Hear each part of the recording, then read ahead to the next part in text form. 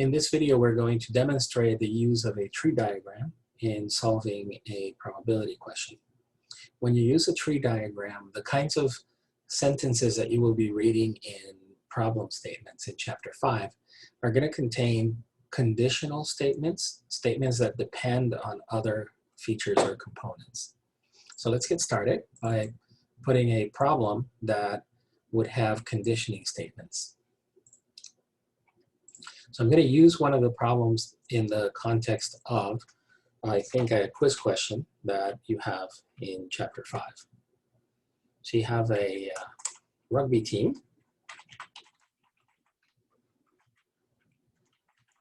that has players, some of whom use steroids, unfortunately. 10% of the population of players in this team use steroids.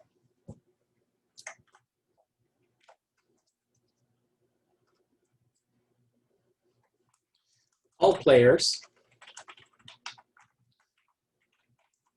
have to go through steroid screening.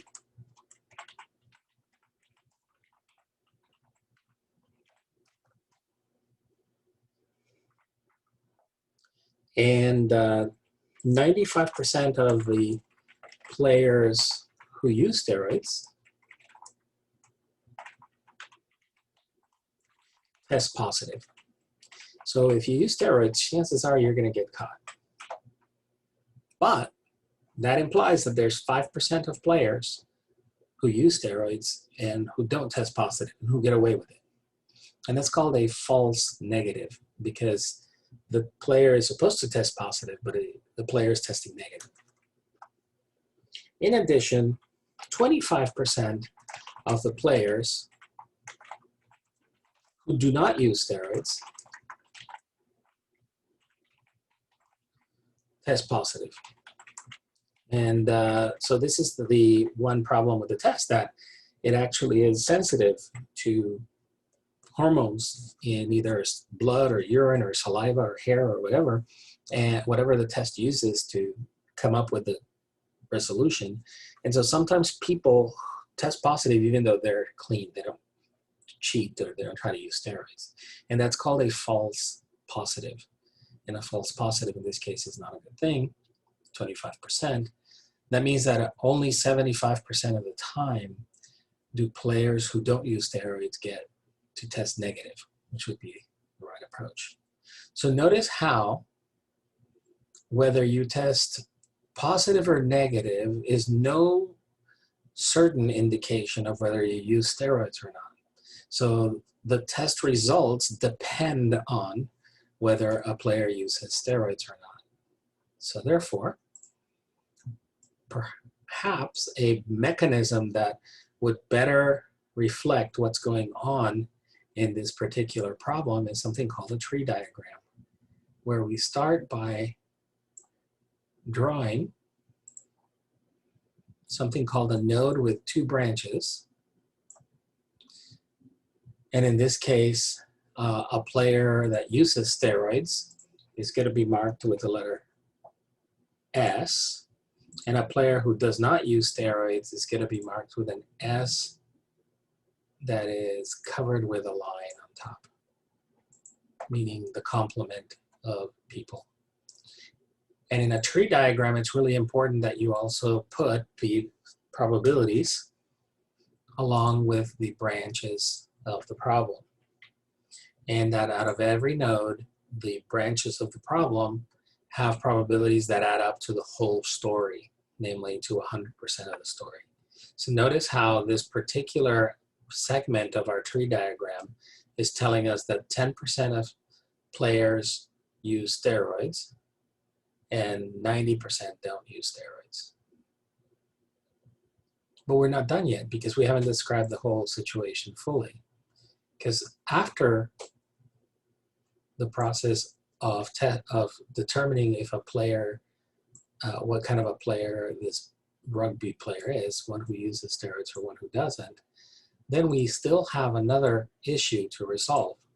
And the issue to resolve is whether or not the player is testing positive or is testing negative. So a player could test positive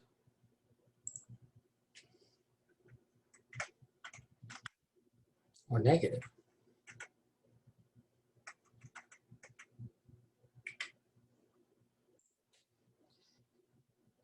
And we thankfully know the answers to those branches. And every pair of branches that comes out of every node must add up to 100%.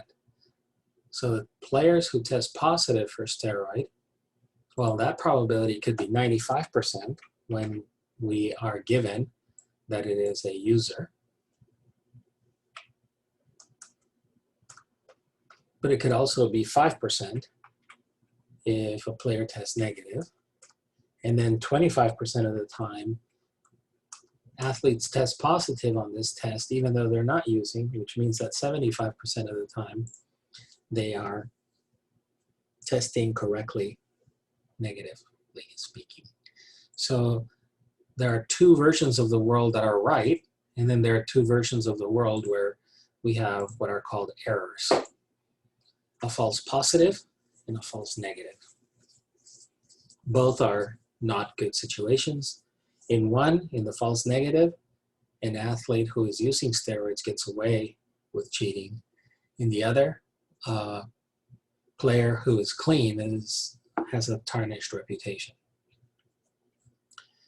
And so this is the way that you would set up the probability space whenever you encounter a problem like this one, where you have a bunch of pieces of information that are subject to uncertainty, but the uncertainties are layered, are conditional on situations before the fact. So what kinds of probability computations can we assess here? Well, we could, for example, ask simple probability questions like, what is the probability that an athlete uses steroids? And that's just 10%. That's straight out of the reading of the table. But I could have difficult situations where I'm telling, what's the probability that somebody tests positive? And that's a little harder because you could test positive rightfully, or you could test positive wrongfully. And I hope you heard the or, because what that means is that there's 10% of the athletes who test positive 95% of the time, but there's also, among the 90% of the innocent, so to speak, athletes who do not use steroids, there's a quarter of them who test positive. And so the answer would have to combine the probabilities of either testing positive rightfully or not, in which case you have 1/4 of 90%, which is 225.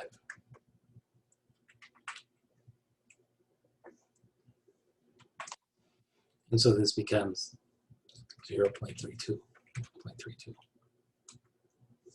So the probability of testing positive is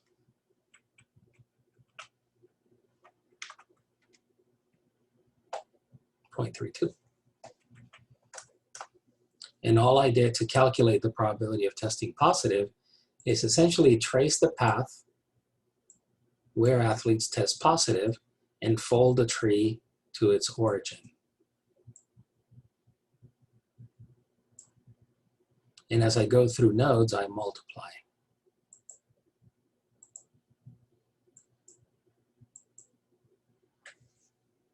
So that's a way of calculating a marginal probability considering the entire probability space. Now I'm going to calculate something else. I'm going to say, given that an athlete tests positive, what is the probability that the athlete is actually a steroid user, given that you see a positive test? And this is the fifth rule of probability, called the conditional rule of probability. So in this case, I want the probability that you see an athlete who is both steroid using and testing positive.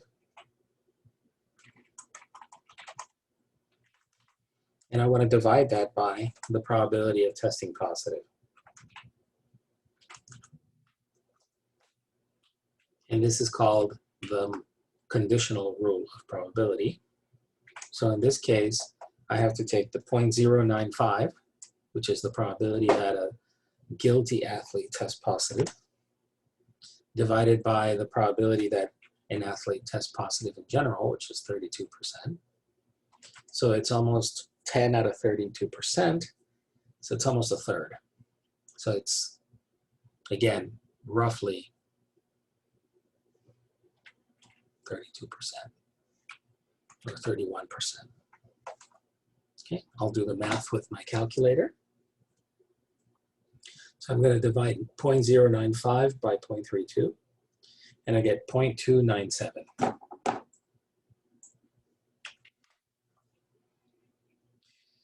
Now, if you noticed, the calculation of the probability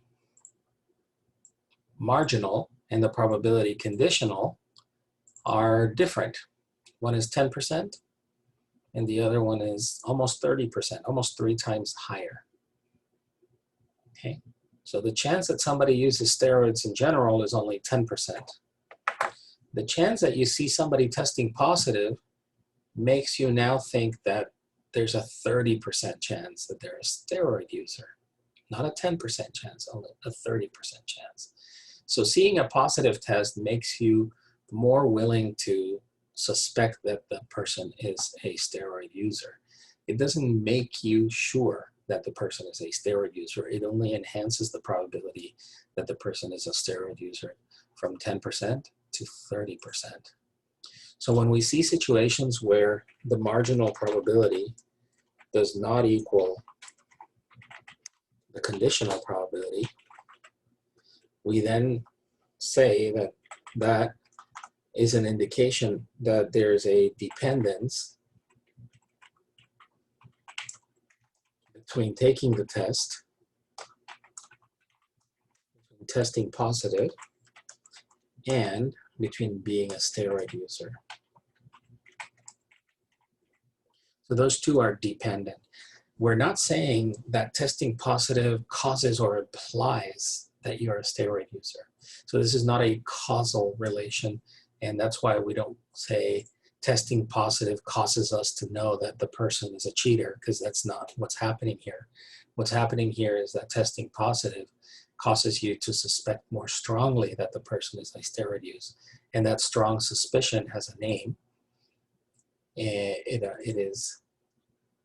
name is dependence. Okay, so when you see two probabilities that should be the same but are different, that's when you have dependence. If the second probability here had not been 30%, if this second probability, if the conditional probability would have remained 10%, then we would have seen, or we would have called the two parts of the tree diagram, the testing and the steroid use, would have been called independent.